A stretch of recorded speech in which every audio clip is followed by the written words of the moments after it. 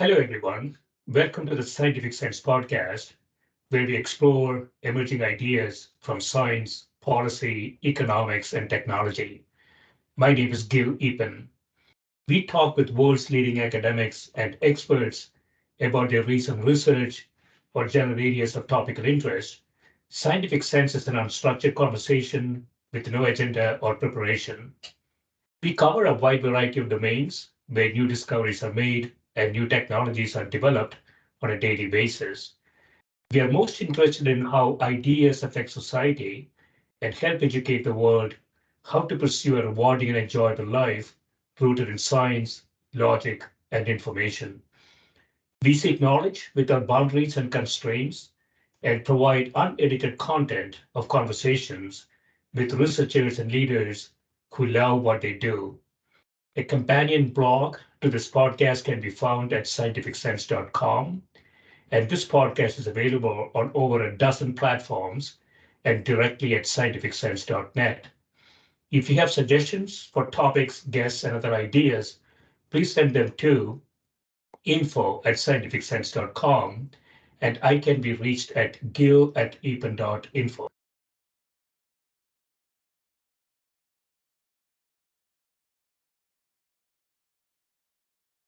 My guest today is Professor Francine Blau, who is Professor of Industrial and Labor Relations and Professor of Economics at Cornell University. She's a research fellow of the National Bureau of Economic Research, Institute for the Study of Labor, Institute for Economic Research, and German Institute for Economic Research. Welcome, Francine.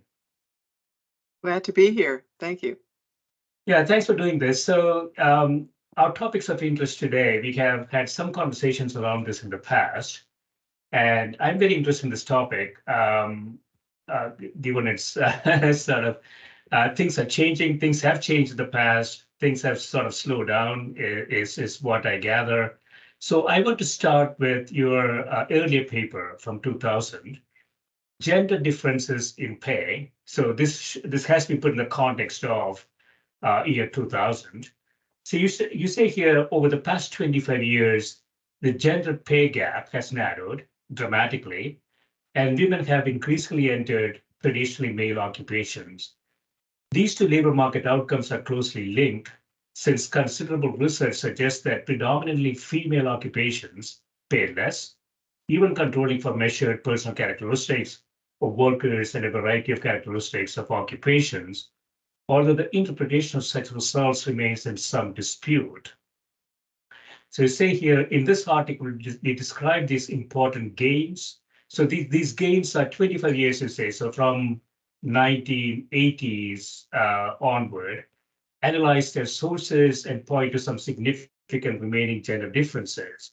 We also assess where American women stand related to women in other countries and conclude with some thoughts about future prospects for gender pay gap. So, yeah, this is very interesting, Francine. So, sort of stepping back into 2000, I guess in some sense there's sort of excitement when you look at the numbers from the 70s, late 70s into 2000.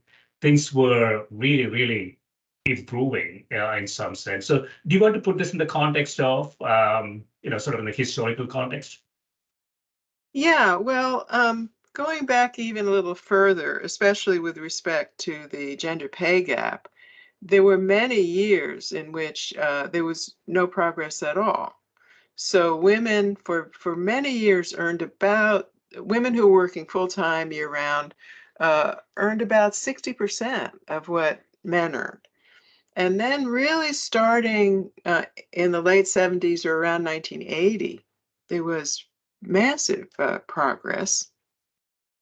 And the gains were particularly large during the decade of the 80s, but they continued. And so we got to a point where women were earning, say, about 80% of what men earned. And so it looked like we were on a path where considerable progress had been made, but more was coming. Hopefully more was coming. And so what happened in the 80s and early 90s from a policy perspective that made this happen? Well, actually, it was not entirely due to policy, I believe. What happened in the 1980s, and this is drawing on research with my Cornell colleague Larry Kahn, women really upgraded a lot of their qualifications. And so they became more firmly attached to the labor force, and that had been going on for quite a while, but they really narrowed the gender gap in experience because how much workers earn in the labor market is closely related to their prior experience and the skills that they have learned, the seniority they've accrued. So they increase their experience, they increase their relative educational attainment. So historically, actually, men were more likely to go to college than women were. But among young women starting in 1980, women had caught up and they were 50% of college grads. And if we can look to the future a little, they actually became the majority of college graduates. So women upgraded their education, their experience. As you mentioned in the intro, they made a lot of progress entering traditionally male occupations. So women had always been well represented as professional workers, but they tended to be clustered in traditionally female professions that are very important, but do tend to pay less. So we're talking nursing and elementary school teaching relative to law and medicine, for example. Yeah, Um, so I'm familiar with this concept, Francine. So I went to undergraduate engineering school in India, and the school that I went, take 250 people, 247 of them were men. There are three women in that 250. This was the wow. mid 80s. And so, I mean, obviously, a developing country with different culture and different ideas. So the skewness to education. So you talked about education and experience as sort of proxies for. So I'm looking at it from a company perspective. So the company is trying to maximize shareholder value. They say, given the choices, how do I do that? And education experience are really important characteristics there from a shareholder value maximization perspective, right? That's correct, and also what you anticipate. So I think that by the 1980s, employers could anticipate if they hired a woman that uh, she would be a long-term employee. She wouldn't necessarily, it's a stereotype, but in earlier periods, it was a stereotype. Women moved in and out of the labor force, they might quit, etc. Sure. So that's also interesting. So it's the expectation of the hiring manager is sort of a long time horizon. So he or she is trying to maximize, again, when you make a hiring decision, what is sort of the expected utility from the hiring decision given different choices. And so education and related experience really helped us in the 80s and 90s. But if I remember this correctly, Francine, I just skimmed the papers. Um, Late in the 1990s, things have sort of slowed down. So what is the reason for that?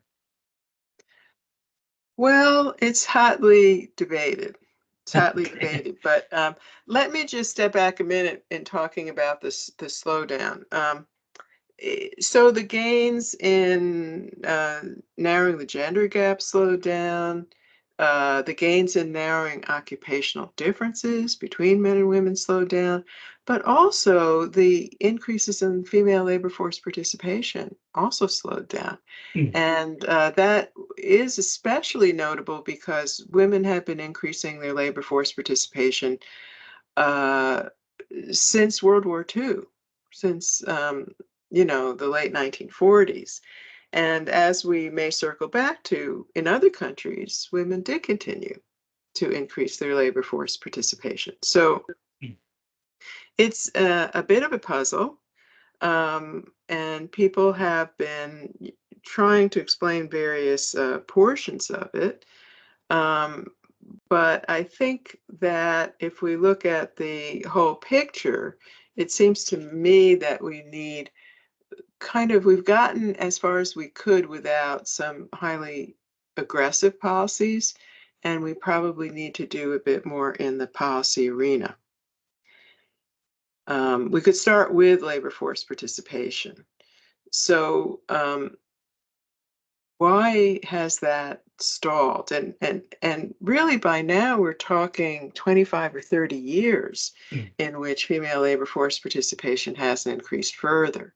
And as I've said in the work that you were reading, the U.S. went from one of the leaders among the industrial, economically advanced countries, one of the leaders in labor force participation, to actually farther down the bottom.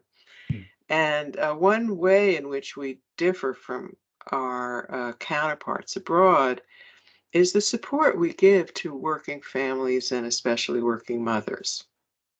So we devote less public resources to childcare, and this became the problems in that area became especially apparent during COVID, and we can come back to that. But to a great extent, families are on their own in the U.S. and trying to make these arrangements. Yeah, I don't know if And you talk let me about this. also mention Yeah, parental leave. So go that's ahead. another Yeah. area we've been skimpy, but we can come back to those. Yeah. So we'll come back to that. So I was just wondering, I don't know if this is in the paper. So I'm thinking, sort of contrasting 80s, early 90s to the late 90s. And one phenomenon, I mean, we had a huge economic growth. I mean, we have the internet phenomenon. We had, a lot of economic value added during that time. Do you think the sort of the high economic growth regime had something to do with it? Not necessarily in terms of technology. So an interesting point about technology is the following. On the one hand, the tech sector does remain relatively male. So Yeah. that is an area where women haven't made as many inroads as elsewhere. Indeed, uh, computer scientists, programmers are no more. They have no more. No higher representation of women than they had quite a few years ago. But on the other hand, women are more likely than men to be white collar workers and Mm. to actually work with computers. So a lot of the technological, and they're now relatively more highly educated than men. So a lot of the broader social um, impact of technological change hasn't necessarily worked against women. In fact, in my research with Larry Kahn, one of the things we emphasized is that shifting demand conditions have actually favored women relative to men in the sense that men are more heavily represented among blue collar manufacturing workers. And that's a sector that's taken a big hit. Mm. I also wondered, Francine, I just want to get your perspective on this. So there's some initial conditions problem here. So my dad is a professor of engineering, and I grew up with the trucks and buses, models of trucks and buses. I don't know how the US situation was, but there's a general tendency to expect guys to do certain things, so they're good in mathematics or whatever. And so those initial conditions actually set you off in a little bit of a different tangent, right? And it should have some totally. Oh, I think you're absolutely right.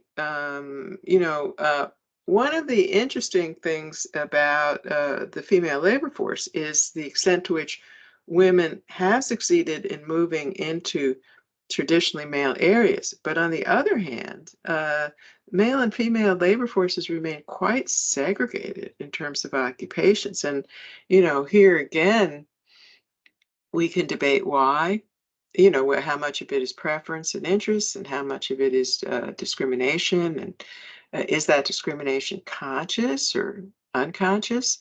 But definitely the slowdown in women's progress is because in part of the stickiness of women getting into certain areas. Two that I would mention is one you hinted at already is what we call STEM, science, technology, engineering, and math, especially more mathematical scientific fields. And another is actually skilled blue collar work.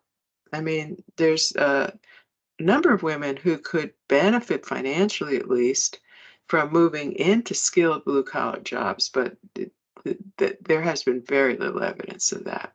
None, really. Yeah, I but mean, there's also sort of local optimization problem, right? So we have to look at this from a family perspective. mhm. So this is a sort of a shared responsibility in the family. Then potentially you're rationally optimizing, given the conditions outside. Let the man go out and work. I mean, we have lived like this for 100,000 years, actually. Mhm. The men go out and hunt, and the women stay home and nourish the family. In some sense, the modern world is sort of like that still, right? I'm extending this a bit. Well, I actually read, not my area, a very interesting paper recently about how women actually were doing a lot more hunting than I thought, even then. But if you look at this gender division of labor, first of all, in the family, that is important. Certainly, that women still, on average, and I mentioned that the Larry Kahn I keep mentioning as a co-author is also my husband, and we actually shared everything equally. So I'm not casting any aspersions on him. But in the majority of families, women are disproportionately doing the housework and the childcare. Men are doing more than they used to, but it's not at 50%. And that is a problem in the labor market for women on a variety of dimensions. And it first, of course, how it influences their own decisions, what areas to go into, what kind of jobs to hold, but also as it influences employers who can retain stereotypes and judge individual women based on the average. Oh, she's a woman, she's going to put her family first, even if she were, the individual is no different. On the other hand, when you look at the jobs in the labor market, um, some of them might fall into notions that you have about, things that men and women might be interested in, but some of them don't really. They seem kind of arbitrary, and I think they go back to your point about initial conditions. Once a job gets sort of stereotyped as female, it's hard to change it. Yeah, stereotyping, and I guess the stereotyping, I don't know if you looked across the world.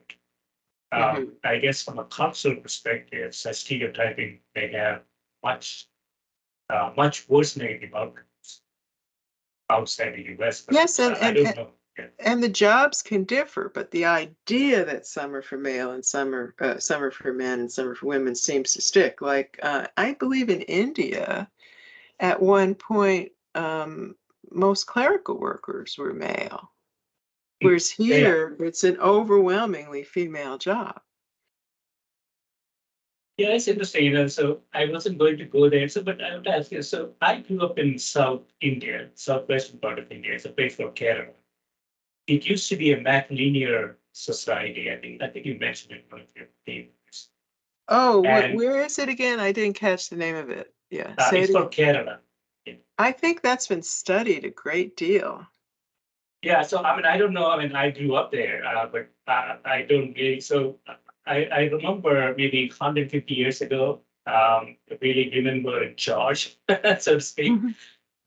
and not anymore. As it integrated with the rest of India and sort of the Western influence has kicked in, it is just like any other place. It looks to be. But we have had sort of experiments in some ways like that in the past. It'd be very interesting to see what the net effects of this were. Well, if I have the right place, is it still matrilocal society? It's Uh, not. it's not. But they did an experiment there where they looked at, one of the differences, psychological differences that's found between men and women on average, again, not necessarily the case of each individual, is differences in the willingness to compete, and where women tend to shy away from competition. But I believe they find this through experimental methods. But I believe in this area of India you're talking about, the women were much more interested in competing, and they traced it to the matrilocal traditions there. Yeah, so I mean, if you find good data there, it basically means that it's sort of a cultural bias that is sort of perpetuated across time and space. And it's very difficult, again, going back to the initial conditions, it's very difficult when you progress down the path to turn things back. In some sense, that's what's happening. Hmm. Yeah, the culture is hard to change, but it does change. It I does mean, change, yeah. yeah, even in when I first got into this area, which was quite a long time ago, um, you could hear discussions like, "Well, I don't think women could be managers. Men would never," and women were a very small proportion of managers, and now they're nearly 50%. So change does happen, but it's sticky. Yeah, so I want to go to your next paper. So female labor supply, we talked a little bit about this. Why is the United States falling behind? So you say US women had one of the highest labor force participation rates in 1990 and Western economically advanced countries. By 2010, however, even in most economically advanced countries has surpassed those United States, their participation rates. So this has to be a policy issue, right? Yes, I mean, our conclusion, and we did a number of statistical analyses, but our conclusion was that work family policy was extremely important in this difference. And there's two main aspects of that. One is childcare and the extent to which it is subsidized or provided by the government. And the other is parental leave. And there's a stark difference between the US and these other countries, individually and on average. But in the US, we came late to the whole business of having any mandates. But as of 1993, we have mandated 12 weeks of unpaid leave. And this is parental leave. It's available to both men and women, or fathers and mothers. Um, and in the other countries, the average was over a year. So it was a huge difference. And generally paid, in fact, almost always paid. It's paid at what we call a replacement ratio. I mean, the disincentives of paying it someone exactly as much as they would get for working, for not working in the labor market, those disincentives are too great. So normally there's a replacement ratio. You replace some portion of the lost income. So we found that that was one of the major things that was bringing more women into the labor market in those other countries than in the U.S. Yeah, that makes a lot of sense. So 12 weeks to 52 weeks between US and OECD is a huge, huge thing. It's huge, and we did suggest that it might have different effects on labor force participation versus how women fare in the labor force itself.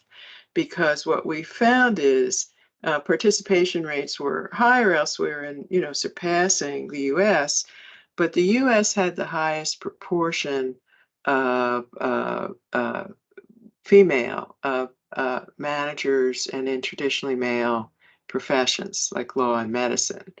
And we speculated that the alternative of offering extremely long leave does make participation and attachment to the labor force easier and more attractive to women, but it may lead employers to discriminate against women because they fear if they put women into very demanding, important positions, they won't be around as long.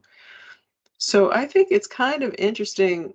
A lot of times in policy, we think more is always better. But it sounds like it looks here, and I don't have the answer, but that there might be some kind of, excuse me, optimal amount.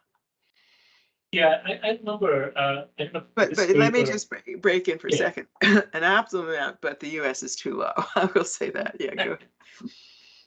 yeah. So I don't know if it's this paper or some other paper, Francine. I remember you saying, if you look at the low end of the employment spectrum, and if there's some, sort of existing notions of productivity, and you increase minimum wages, you will probably see higher employment rates, higher unemployment rate in women, because the hiring managers have existing notions of productivity. Um, so it's not the same phenomenon, right? Oh, what's not the same phenomenon? Meaning the economics, so the 52-week expectation in OECD. So Uh-huh. if I were a hiring manager, I would say, if I were to hire X or Y, I know I'm taking a penalty, a probability adjusted penalty for the woman. I'm just making a statistic. Right. I think that's a possibility, and of course doesn't eliminate that hiring entirely, but it potentially employers are looking at the profit margins, and there's productivity. I think folded in there is the disruption. If somebody does leave for an extended period of time. And so what's your conclusion? So going back to the OECD 52 weeks, US 12 weeks, there is sort of conflicting benefits and disbenefits, it seems to Right. be, right? So what's the sort of general conclusion of this? Yes, and again, I don't have the magic number, but let me just back up for a minute and talk about the costs, that there are also costs to women or potentially employers of having too short parental leave. And the cost there is that if, say, a woman steps out and she can't get back in the 12-week window, um, she loses all her investments in that job, but the employer loses any investments that they've made already. So it's also inefficient to, in my opinion, have too short parental leave. So I would say, but I don't have the magic answer, over 12 and probably under 52. Another aspect that's important to consider is the man. And so, even in the US and in other countries where parental leave is available to both parents, it's disproportionately taken by women. So, in the employer's mind, they're looking at the women and saying, well, how long is she going to be out? If men took more leave, then that, if you want to call it disability, would be balanced and it wouldn't work as much against women. So there are things going on in that arena. One study about California, because parental leave is paid for a short period of time in California, they found more men took it when it was paid, which was interesting. And the other thing they've done in other countries, Scandinavia and a province in Canada, is to develop daddy only leave.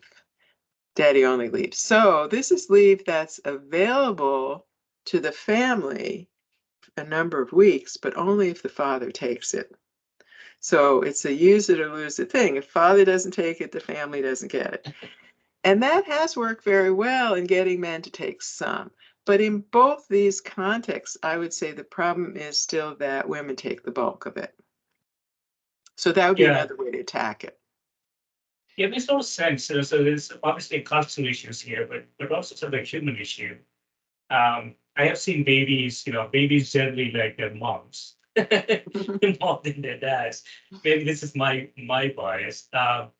And so, I mean, again, going back to the evolutionary perspective, for 100,000 years, we sort of live like that in some ways. So babies, come out programmatically with some nascent operating system, and that operating system has some heuristics in it, looking for mom first.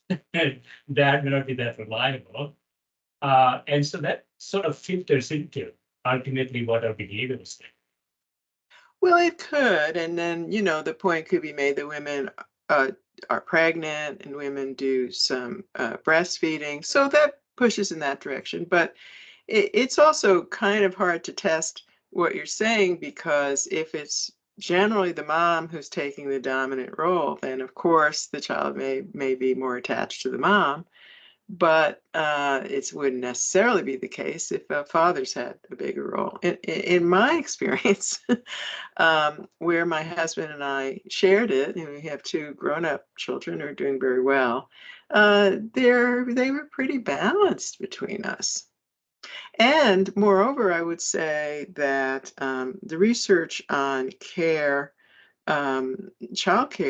tends to show it does not have a negative, so that's caring for children apart from their moms for a certain amount of time a day does not seem to have ill effects.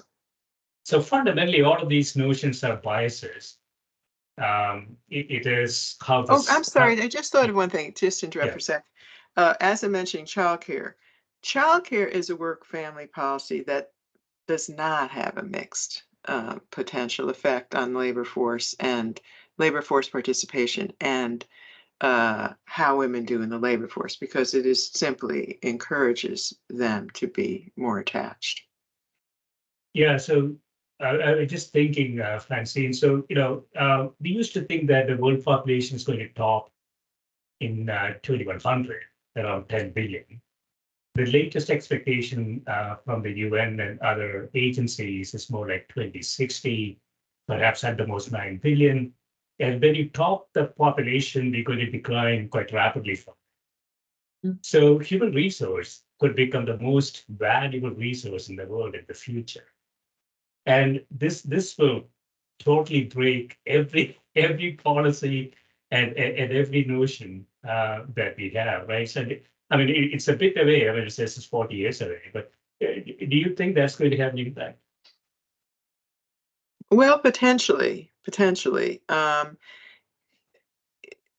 Generally speaking, from the perspective of economic theory, we expect the number of children women have and their labor force participation to be inversely related. So, women who have more children, we expect them to be less likely to be in the labor force than women who have fewer children. But if you look internationally, it seems like, and I read an interesting paper on this recently, that the countries that make it easier to combine work and family are the Hmm. countries in which women are having more children. And if you get countries that are still relatively quite traditional, where women have a lot of responsibilities for their own children and even their in-laws and parents, that's the birth rate has especially plummeted.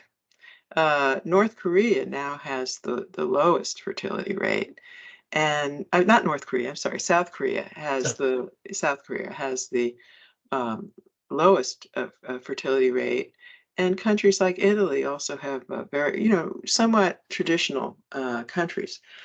So that suggests to me that governments may try harder to make it worthwhile and of interest to women to have children. But on the other side, I have to say they've been trying for quite a while. One of the initial impetuses behind parental leave was actually not to assist women or parents in managing work and family, it was to increase the birth rate. And it doesn't necessarily appear to have done that. So on the one hand, I would see a policy program that makes it easier to combine work and family as being part of something that might stem the actual a decrease in population that we might be facing. But on the other hand, I don't know how eager governments will be to take it up or how effective it will be. this is also a scientific question. So it's not just birth rate, but also age of care and suppose the sequence or building up a human being. And so, I mean, we had one country in the East who wanted to cut down population for a while, and now they want to ramp it back up again. This is sort of manufacturing process that you can just, turn the dial one way or the other. It is sort of a building up a human process. So I don't know if this large countries really understand the implications. The other thing that is actually quite relevant is immigration, because many of these countries that are facing this and worried about it are also opposing uh, increased immigration. And we still do have at least one continent, where Africa, where population is growing. So Yeah, so we it's could, increasingly very few, as you know. You have positive growth in India, you have some African countries growing, you have some South American countries growing, very few in immigration.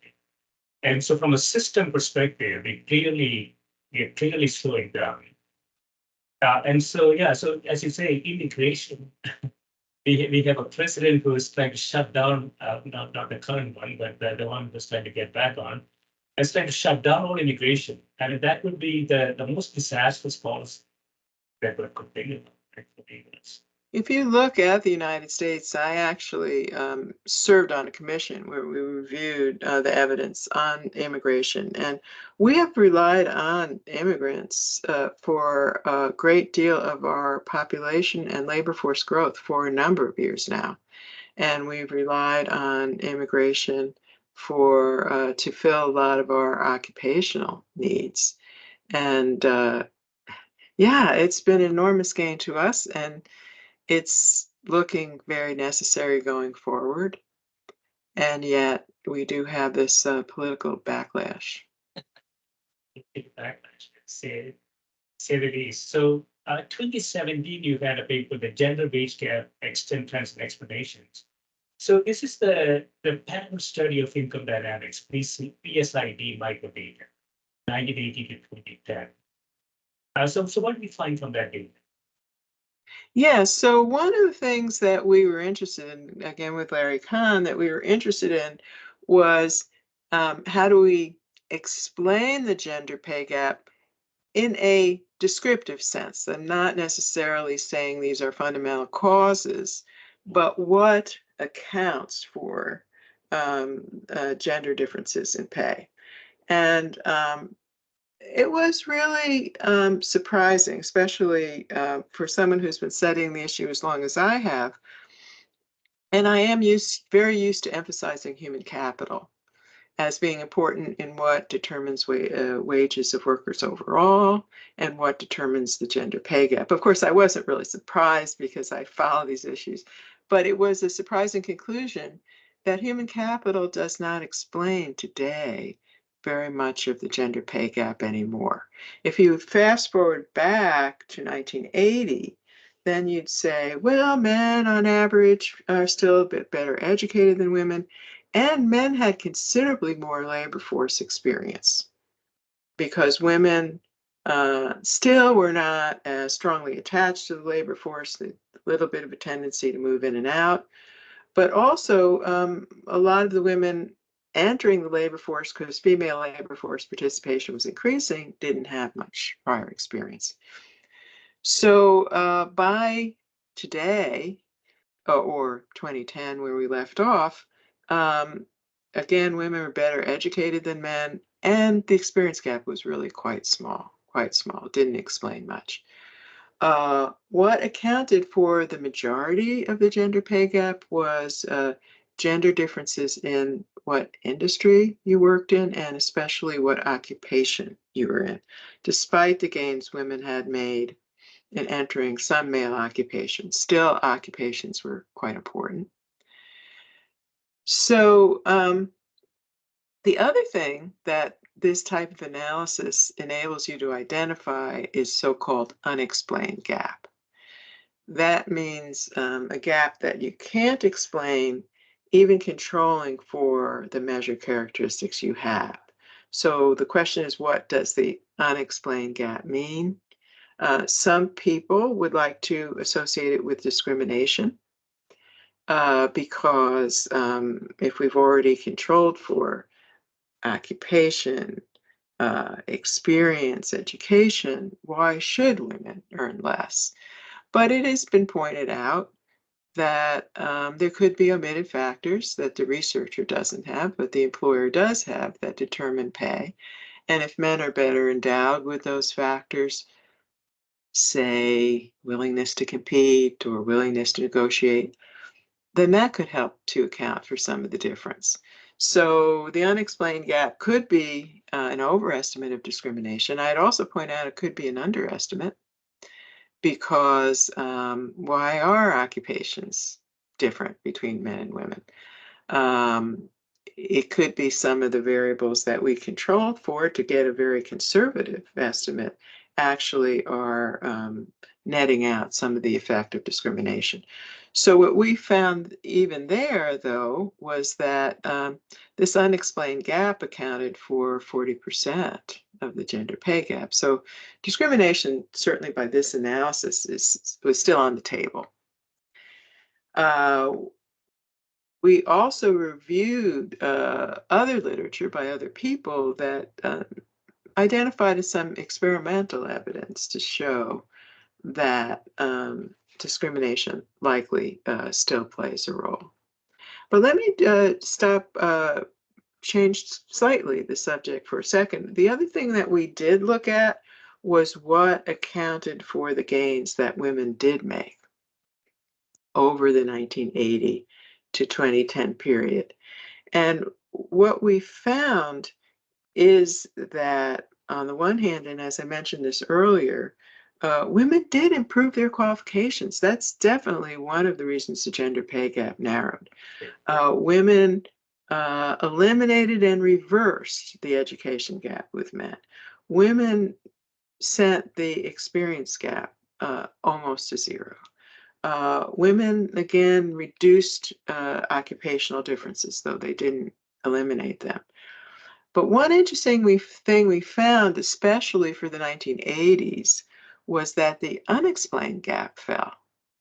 The unexplained gap fell. So I always joked when I presented this paper, it's great to have a great big conclusion that an unexplained factor is extremely important. But going back to what could be measured by that, it could indicate a decline in discrimination. And I personally feel there has been a decline in discrimination. Not elimination, but a decline. And I think that women have improved in terms of omitted factors, motivation and career orientation, and that's probably played a role. Yeah, so if you look at essence, Francine, so human capital was sort of a big factor earlier, and human factors sort of normalized, but we still see a difference. It's almost like if I have looked at the data in detail, it's almost like we are asymptotically reaching some point where there is a sort of persistent gap in between the two genders. And there has to be some explanation for that gap. So I was wondering, I mean, this is my bias. If you look at more egalitarian societies, Denmark, Scandinavia, New Zealand, to mention a few, what do we see there? Do we see some difference? That's a fascinating question, and that's another area that we have worked on. And it's interesting because, especially as a U.S. economist, I'm used to focusing on what individuals do. You know, how much experience individual men and women have, et cetera. But what we found in comparing the U.S. experience to other countries is a major and extremely important difference was what we call wage setting institutions. These other countries have a much larger role than we do in the US for unions and for even various types of minimum wages, sometimes put in place by unions, sometimes other mechanisms. And what happens is, for unions and minimum wages, you bring up the bottom of the distribution. And even with various advances that some of the Scandinavian countries have made, women are disproportionately at the bottom. So when you bring up the bottom, women disproportionately benefit and the gender pay gap is reduced.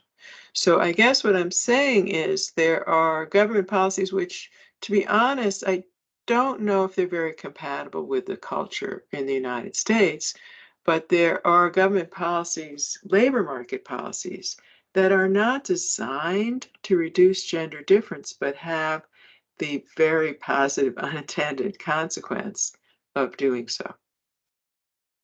But is it artificial in some sense? So I can go into a country and sort of change policies and have some good metrics. But it is artificial. Is it sustainable? Is it how about the GDP? If I use some raw metric like GDP per capita growth or something like that, pre and post policy, did I see a difference? Well, I mean, I haven't systematically investigated it, but I don't believe it has been a problem. And again, these are not policies, again, designed to benefit women or particularly benefiting women. It's the way they're running their economy. And in general, they are compressing skill differentials. And that could be a problem in the long run. I don't necessarily see that much evidence of that. We did find in some of our work that there might be negative employment effects on the groups who you have disproportionately raised. Yeah, and as you mentioned before, experience is a big component of this prediction. And experience is sort of the area under the curve. And so it depends on, where you start, whether you have some discontinuities on that curve. So it is ultimately comes back to how the society is organized in some ways, right? Um, we haven't found a way to let men carry babies yet. It's coming, I think. Till then, we have a sort of an asymmetry in this situation. um, well, it's interesting. Um, it may not, well, you could look at it from the other side. And I am just mentioning something that others have mentioned. I'm not sure if it can work. You could reorganize careers. See, on the one hand, you could reorganize who has babies or who cares for them. On the other hand, you could reorganize careers. And it's been widely pointed out that the peak investment years in highly challenging occupations fall within the prime childbearing years of women. So that puts women at a disadvantage, or it could. And you could re-examine that. You could re-examine that. Uh, is that absolutely necessary? Is it something that's just arisen by chance because men were disproportionately these workers? Now, another thing that's interesting, and you mentioned that you had Claudia Golden on the podcast, is her work on flexibility. Did she discuss that? Yeah. So how is the work organized? Is it organized in a way that puts an enormous premium on even in a negative sense, on even relatively short absences, or even working a few hours less, or something like that? And she and Larry Katz have this very interesting example of pharmacists, where again, not to benefit women, but due to technological change, computerization of the occupation, workers got much more substitutable for each other. And if workers are substitutable for each other, it's not so bad if a worker is out for a while, or a worker's working a few less hours. And so then we ask, well, what about lawyers? Could they work in teams? What about some business managers? Could they collaborate in some way? Interestingly, I haven't seen any evidence that it's benefiting women at this point, but just the casual, we call casual empiricism, medicine seems to be moving a bit in that direction, right? Does your doctor really know who you are? Are they pulling your record up on the computer? And then would it be okay if one of their colleagues saw you? Yeah, so I had a totally different view of this, Francine. So I wrote a book in 2009. It's called Flexibility, in which I argued men should not be leading complex organizations like countries, companies, large companies, or anything like that, because I argued with bias that men have a process orientation. They're very good in processes and very good in processing data and all that stuff. And we see that in education too. But women have always been consensus builders for Have been 100,000 what? years. Sorry. Consensus, building consensus, they're very good at that. I think you mentioned it in one of your papers. And so if you look at, sort of the higher levels of organizations, that skill is basically about building consensus. It's nothing to do with analytics, nothing to do with data analysis or anything. And so not many people bought this book. So yeah, it wasn't that great. But I mean, there is a, I continue to argue there is a gender difference of some sort. I mean, like maybe 30, 40 years. The question is, how does society use that gender difference optimally? That part, I don't think we have figured it out. Well, it's interesting too because whether gender differences on these kinds of traits, cooperation, social skills, on the one hand, areas where women may have advantages, competitiveness, risk taking, areas where men might have an advantage, whether they are innate and biological or due to socialization isn't actually such a big deal because even if they're due to socialization, it's going to take a while before it changes. They're still going to be true on average. So, on the one hand, I certainly don't think we should stereotype people and we shouldn't like promote a woman because she's a woman, she'll bring consensus. She might not. She might be just like the most assertive guy you might have put in. But I'm intrigued by your idea of working on leveraging the skills that each group has because I go back to the time again when women were quite rare in management, and people just assumed, well, they're not going to advance anywhere till they can learn to be just like men. And so the idea that whether it's socialization or anything else, that women may have different, on average, managerial styles, and that could work. I don't know if I go so far as you say every single corporation or whatever, but maybe there's a context in which it works better, and there's a context in which the male approach works less well, or maybe the combination men and women working together. That might be one of the gains of diversity, bringing people with different skills and orientations to work together, though, not necessarily to replace each other. Yeah, I mean, it's not just C-level execs, but also the board composition. I think we have improved on this. I remember like 5 years ago, I launched, I don't know, airplane CEO saying, I finally realized that people who sit around the table all look like me. And it took him 7 years to recognize this. It is a big problem. So that goes in the diversity question. So I want to finish up with your latest paper, Gender Inequality in the Labor Market, Continuing Progress, question mark. You say here one theme that has emerged in considering women's past and future progress in the labor market is that while substantial gains have been made, further progress is likely required further policy intervention. You say here, let me post by considering in a bit more detail what might be done in two broad areas. So work family policy, we talked a bit about that, and anti-discrimination policy. So you want to talk about from a policy perspective what those two things go into? Yeah, so I guess what I'd like to do is sort of jumpstart things again. And, I can't totally rule out that they might pick up on their own, but, 25 to 30 years is a long time.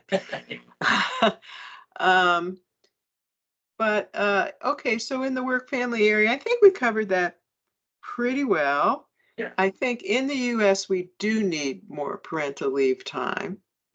I think we do need to think about how we can incentivize men to take leave more often. And I do think we have to get childcare on a firmer basis. And let me just also mention here, we're talking not just about the well-being of women, we're talking about the well-being of the next generation, which is extremely precious. And we have a situation in the US in terms of childcare where this is one of the lowest paid occupations. I have some tremendous people in it because they're so devoted, but it's relatively low paid.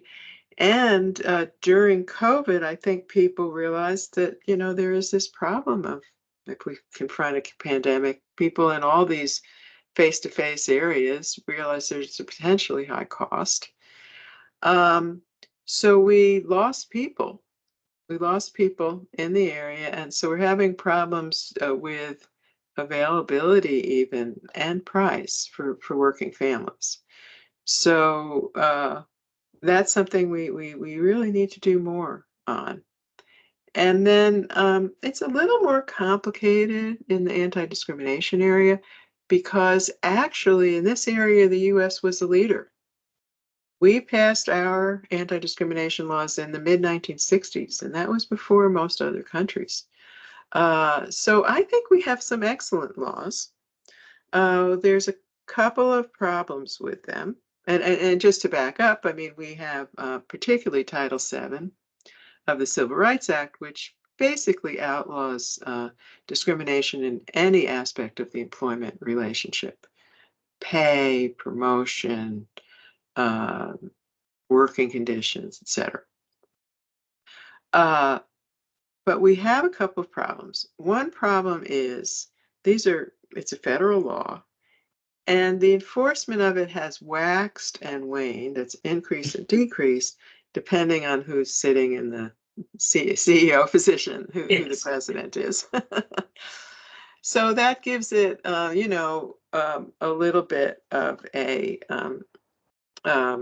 discontinuities there. And we also, I don't think this is easily changed, as part of the first point I'm making, is that the Supreme Court had a decision which makes it relatively harder than it used to be to have what they call a class action case. So class action case means that I'm suing you. What do your employees look like?